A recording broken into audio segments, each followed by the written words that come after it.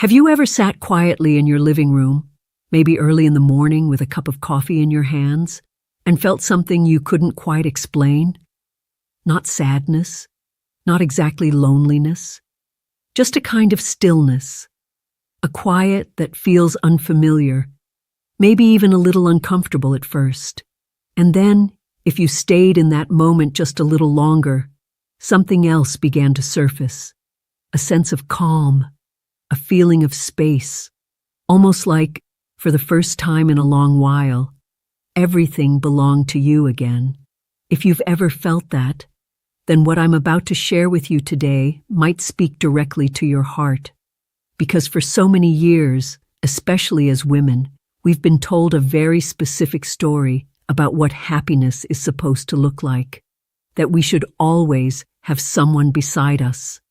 That being alone is something to fix. That if you don't have a partner, then somehow something is missing. But what if that story isn't true?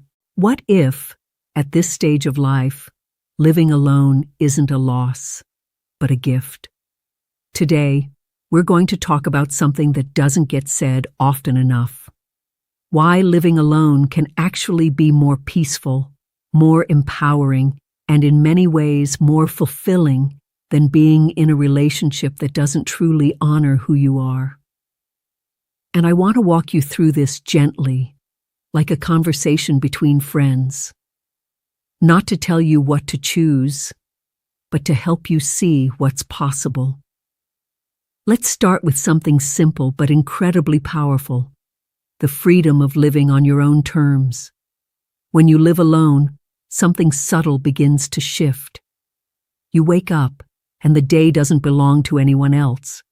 There's no one else's schedule to follow, no moods to manage, no expectations quietly sitting in the background. You decide when to wake up. You decide what to eat. You decide how to spend your time. And that might sound small, but it isn't. Because for many women over 60, life has been filled with taking care of others. You've been a wife, a mother, a caregiver, a partner. You've spent decades adjusting, compromising, and sometimes putting your own needs at the bottom of the list. So when you finally have a space that is entirely yours, it can feel almost unfamiliar at first. But then something beautiful happens. You start remembering yourself. Maybe you linger over your morning coffee a little longer. Maybe you rearrange your living room just because you feel like it. Maybe you eat dinner at 4 p.m. one day and 8 p.m. the next, and it doesn't matter at all. There's a quiet kind of joy in that freedom. Not loud or dramatic, just steady and deeply comforting. And the truth is, freedom like that doesn't just change your schedule. It changes how you feel inside. Because when your life belongs to you again, you begin to reconnect with who you really are, without the constant need to adjust for someone else. And that leads us into something even deeper: facing yourself and building true confidence. Now, I'll be honest with you. This part isn't always easy.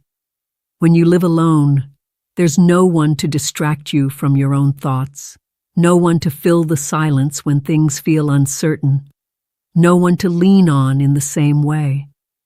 At first, that can feel a little unsettling, but over time, it becomes one of the most powerful experiences you can have. Because when you stop relying on someone else to steady you, you begin to steady yourself. You learn how to sit with your thoughts instead of running from them.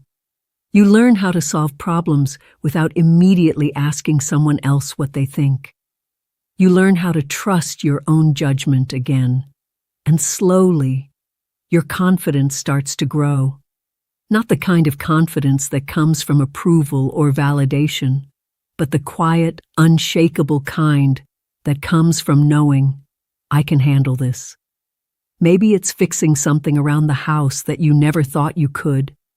Maybe it's making a financial decision on your own. Maybe it's simply getting through a difficult day and realizing you didn't fall apart. You stood strong. These moments matter more than you might think, because every time you show up for yourself, you send a message deep inside. I am capable. I am enough. And that kind of confidence doesn't just stay in one area of your life. It begins to shape everything. You walk a little taller. You worry a little less about what others think. You stop second-guessing yourself as much. And perhaps most importantly, you begin to feel at home within yourself. Now, there's another layer to this that often goes unnoticed, but it's incredibly important: the power of making decisions for yourself. Think back for a moment to how many decisions in your life were influenced by someone else. What to cook, where to go, what to watch, how to spend money, even how to spend your time. In relationships, even good ones, there's always some level of negotiation, some level of compromise, and while that can be healthy in the right situation, it can also slowly pull you away from your own preferences. You start choosing what works for us instead of what feels right for me. But when you live alone, something changes. Every decision becomes yours again. And at first, that might feel overwhelming. You might even catch yourself thinking, what should I do? Out of habit. But then over time, you start asking a different question. What do I want to do? And that question is powerful. Because the more you answer it honestly, the more you begin to understand yourself. You discover what you actually enjoy, not what you've been used to doing. You learn your rhythms, your preferences, your values. And with every decision you make, no matter how small, you strengthen your sense of self. You become the author of your own life again, not following someone else's script, not adjusting your lines to fit someone else's story, just you, living in alignment with who you truly are. And that alignment creates a kind of peace that's hard to describe but impossible to ignore. It's not about having a perfect life. It's about having a life that feels like yours. And once you experience that, it becomes very hard to go back, because you begin to realize that being alone doesn't mean something is missing. Sometimes it means everything is finally in the right place. And as that sense of alignment begins to settle in, something else quietly shifts inside you, your understanding of what it really means to be alone. Because for so long, many of us were taught to treat solitude and loneliness as if they were the same thing. As if being by yourself automatically meant something was wrong. As if a quiet home somehow reflected an empty life. But the truth is, solitude and loneliness are not the same. Loneliness is that heavy feeling of disconnection. It can happen even when you're sitting right next to someone. It's that sense of not being seen, not being heard, not truly being understood. And if you've ever experienced that kind of loneliness inside a relationship, then you already know. It can feel far more painful than being alone. Solitude, on the other hand, is something entirely different. Solitude is chosen. It's intentional. It's a space where you are not being pulled in different directions. It's where your mind can rest, your heart can breathe, and your thoughts can finally unfold without interruption. And when you begin to see solitude in this way, something remarkable happens. That quiet you once questioned starts to feel like peace. You begin to notice things you didn't have time for before. The way sunlight moves across your living room in the afternoon, the comfort of your favorite chair, the simple pleasure of reading a book without being interrupted. You start to enjoy your own company. And that's not something small, because when you truly enjoy being with yourself, you are no longer afraid of being alone. And when you are no longer afraid, you become incredibly strong. That strength shows up in ways you might not even expect. It shows up in your boundaries. You begin to understand what you will accept and what you won't. You stop tolerating behavior that drains you. You stop making excuses for people who don't treat you with care. You stop bending yourself into shapes that no longer fit. Because now you know what it feels like to have peace. And once you've experienced that kind of peace, you protect it. You don't give it away easily. And this leads us into something many people don't talk about enough: the beauty of a life without constant emotional drama. Now, I'm not saying that all relationships are full of conflict, but let's be honest. Many of them come with a certain level of tension, misunderstandings, hurt feelings, unspoken expectations, little things that build up over time. And even when those things seem small, they can quietly take a toll on your emotional well-being. But when you live alone, there's a simplicity to your environment. You're not walking on eggshells. You're not wondering how someone else is feeling, or whether you've said the wrong thing. You're not carrying the weight of someone else's moods. Instead, your home becomes something very different. It becomes a place of restoration, a place where your energy can return to you, where you can close the door at the end of the day and feel safe, calm, and completely at ease.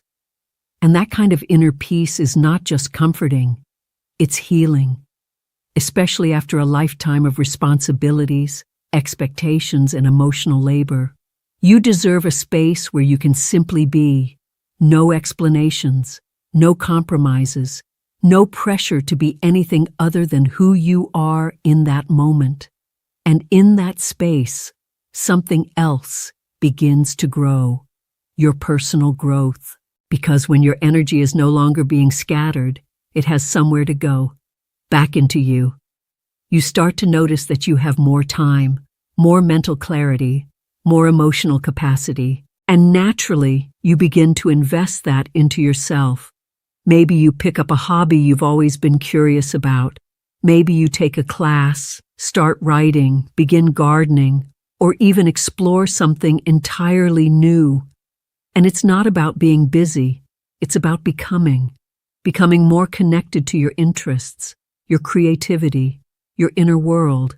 When you live alone, there's no need to ask for permission, no need to explain why something matters to you. You simply follow what feels meaningful. And that kind of self-directed growth is incredibly powerful. Because it's not driven by external expectations. It comes from within. You're not doing things to impress anyone. You're doing them because they bring you joy, fulfillment, or curiosity. And over time, that builds a deeper relationship with yourself. You start to trust your instincts more. You understand your emotions better. You recognize your needs more clearly. And instead of looking outward for validation, you begin to find it within. That shift is life-changing. Because when you have a strong relationship with yourself, everything else in your life starts to feel more stable. You're not as easily shaken by other people's opinions. You're not as dependent on others for reassurance. You're not constantly searching for something outside of you to feel whole. You already feel whole. And from that place, something very important becomes possible. Self-reliance. Now, self-reliance doesn't mean you never need anyone. It doesn't mean you shut people out or try to do everything alone out of pride. It simply means you know deep down that you can take care of yourself. You can make decisions. You can handle challenges. You can create a life that supports you. And that knowledge is incredibly freeing because it removes fear. You're no longer staying in situations because you feel like you have no other option. You're no longer holding on to relationships out of necessity. Instead, you stand on your own 2 feet, strong, capable, grounded. And from that place, your life begins to open up in ways you might not have expected. Your choices become clearer. Your priorities become simpler. Your confidence becomes quieter, but deeper. You're not trying to prove anything anymore. You're simply living. And there's something else that naturally follows this kind of independence. Your sense of self-worth begins to rise, not because someone told you that you're worthy, but because you've lived it. You've taken care of yourself. You've made decisions. You've faced challenges. You've created peace. And through all of that, you've seen what you're capable of. That kind of self-worth doesn't fade easily. It doesn't depend on someone else staying or leaving. It stays with you. And when you carry that into any interaction, any friendship, or even a future relationship, everything changes. Because now, you're not looking for someone to complete you. You're simply choosing whether or not they add to the life you've already built. And that shift, that quiet but powerful shift from needing someone to simply choosing someone, changes everything about the way you see relationships. Because when you no longer feel incomplete on your own, you stop settling for connections that drain you, confuse you, or make you question your worth. You begin to understand something very clearly. A relationship should never take away your peace. It should never make your life feel smaller, heavier, or more complicated than it needs to be. Instead, if you ever decide to share your life with someone again, it should feel like an addition, not a replacement. Like something that enhances the life you've already built, not something you rely on to feel whole. And that's what makes living alone so powerful. It gives you the time and space to build that strong foundation within yourself. So that if love ever comes into your life again, it comes into a place that is already full, already stable, already grounded. Not a place that is searching, lacking, or hoping someone else will fix what feels missing. And let's be honest for a moment. Many people don't take the time to build that foundation. They move from one relationship to another, carrying the same patterns, the same fears, the same unmet needs. But when you've lived alone, truly lived alone, you've had the chance to break those patterns. You've had the space to understand yourself. You've had the opportunity to heal. And that healing is something no one else can give you. It comes from within. Now, I know some people might say, but what about companionship? What about having someone to talk to at the end of the day? And those are valid thoughts. But here's something worth considering. Connection doesn't have to come from one person. When you live alone, your relationships with friends, family, neighbors, even your community, often become more intentional and more meaningful. You choose when to connect. You choose who to spend time with. You choose the kind of energy you allow into your life. And because those connections are chosen, not relied upon out of necessity, they often feel richer, more genuine, more fulfilling. You're not talking to someone because you're afraid of being alone. You're talking to them because you genuinely enjoy their presence, and that difference matters more than you might think. It creates relationships based on want, not need. And that's where the healthiest connections are formed. At the same time, something else begins to happen in your daily life. You start celebrating yourself, not in a loud or showy way, but in small, meaningful moments. Finishing a task you've been putting off, cooking a meal you enjoy, taking care of your home, solving a problem on your own. Each of these becomes a quiet reminder of your capability. And over time, those small moments build something very powerful. Respect for yourself. Because you see your own effort. You recognize your own strength. You acknowledge your own growth. And when you respect yourself, you naturally expect others to do the same. You no longer accept less than you deserve. You no longer explain away behavior that doesn't feel right. You no longer stay in situations that disturb your peace.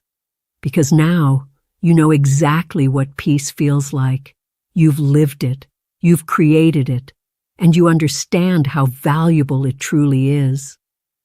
There's also a deeper kind of intimacy that develops when you live alone, one that often gets overlooked. the intimacy you build with yourself. You learn your patterns, your habits, your emotions. You understand what brings you comfort, what brings you joy, what brings you clarity. You become familiar with your own thoughts instead of trying to avoid them, and that familiarity creates a sense of ease within yourself. You're no longer trying to escape your own company. You're comfortable in it. And that kind of comfort is something many people spend their entire lives searching for.